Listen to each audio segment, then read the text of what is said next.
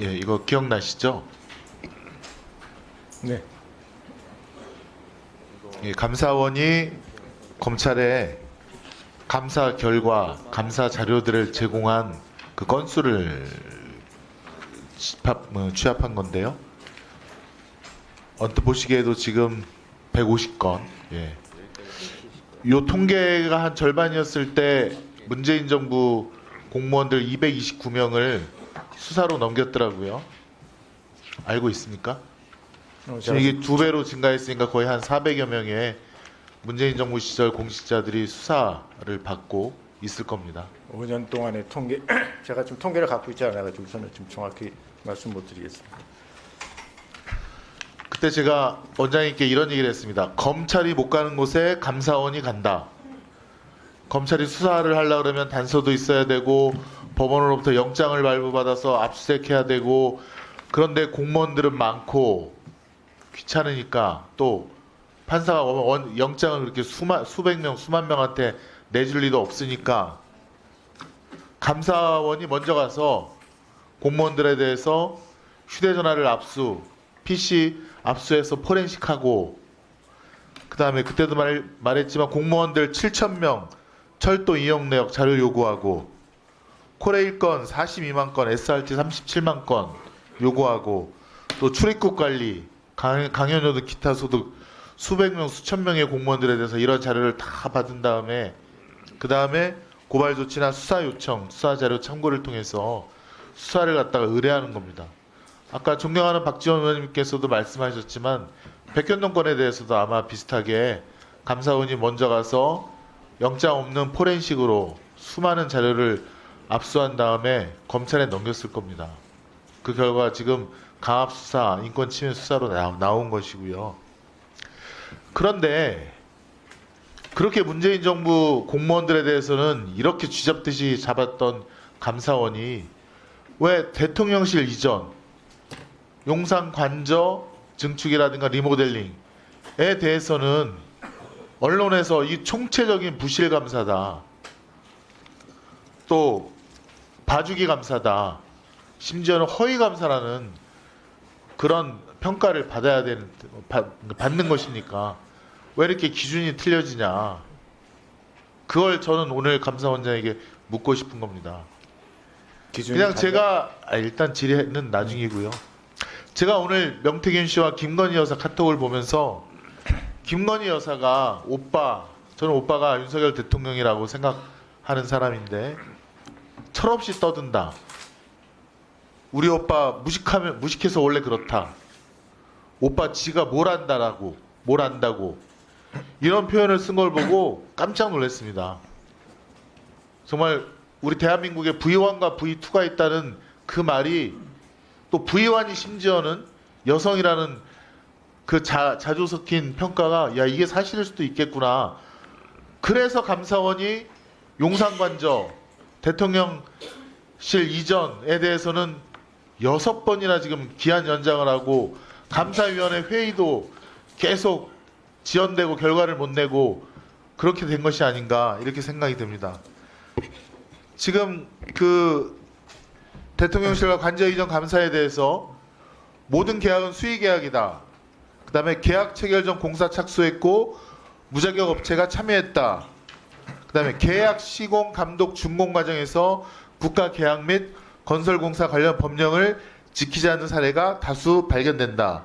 일부 공사에서는 15억 7천만 원 상당의 국고 손실 사례가 확인됐다. 이런 사실관계를 정리하고, 다만 아까 원장님은 이게 뭐 중요한 것이 아니기 때문에 형사 고발이라든가 이런 거는 생각하지 않았다, 조치를 취하지 않았다라고 보는 거예요. 다음 걸 한번 넘어가실까요? 다음 PPT 한번 다음 보여주세요. 자, 이거 한번 보시죠. 이게 지금 유병호 사무총장의 지휘 서신이라고 하는 건데, 자 보십시오. 2023년 8월 7일자 문재인 정부에 대한 감사할 때는 우리 임무는 조사 처리하여 수사가 개시되도록 수사 요청하는 것이다. 일단 쌍끌이로 훑어라. 사료 수집해라. 그 다음에 의심 가는 거 있으면 다 검찰에 던져라. 그러니까 아까 150건 가까운 그런 수사 고발 사례가 있는 거고, 400여 명 가까운 문재인 정부 공무원들이 그렇게 수사받으면서 수년간 괴롭힘 당하고 있는 거 아닙니까? 여기 계신 분들과 똑같이 공직에 대한 뜻을 품고 어떤 분은 고시 공부하고 어떤 분은 공무원 공부해서 다 같은 공무원인데 여기 계신 분들은 감사원에 지원해서 감사관이라는 이유만으로 그렇게 같은 공무원들을 괴롭히고 탄압해도 되는 겁니까? 그러더니 2024년 1월 8일 아마 이와 관련된 감사일 것 같습니다. 대통령실 관련된 감사에서는 유병호 총장이 뭐라 그럽니까? 책임 소재를 분명하게 밝히기 곤란하거나 주요 문제에 대한 명확한 대안을 제시하기 어려운 과제는 감사를 자제해라. 분란만 발생시킨다.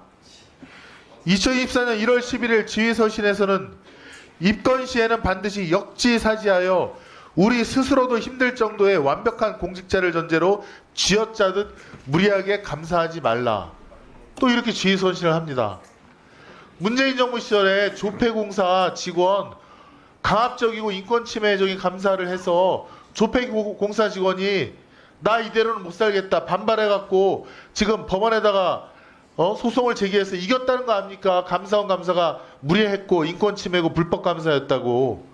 또 대전 월성 감사에 대해서도 지금 대법원 판결에 포렌식이 법에 맞지 않고 불법인 포렌식이었다라고 대법원 판결에도 나온 거 아닙니까?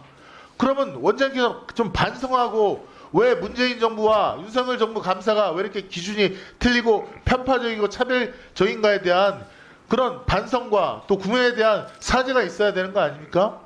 왜 계속해서 우리는 뭐 문제 없다. 나는 직원들의 보고를 믿는다.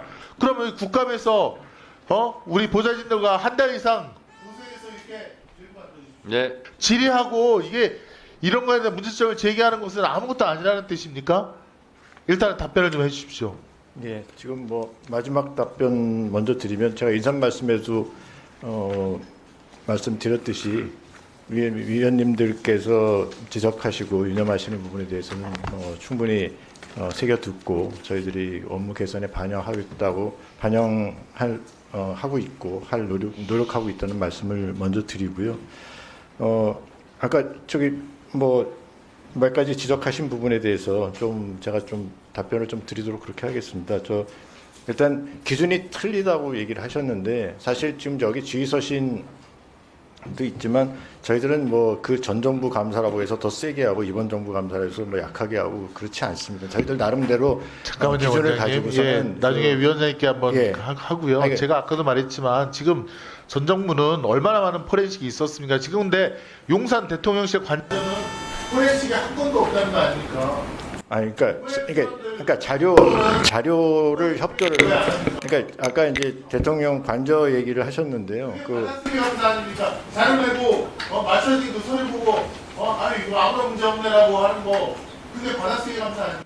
아니요, 저희들은 자료도 충분히 자, 저희들이 정리해 주세요. 초창기 때 거기가 이제 보안 시설이기 때문에 처음에는 저희들도 감사하는데 조금 애로사항은 있었던 걸로 보고를 받았고요. 그 뒤에 자료 협조가 돼서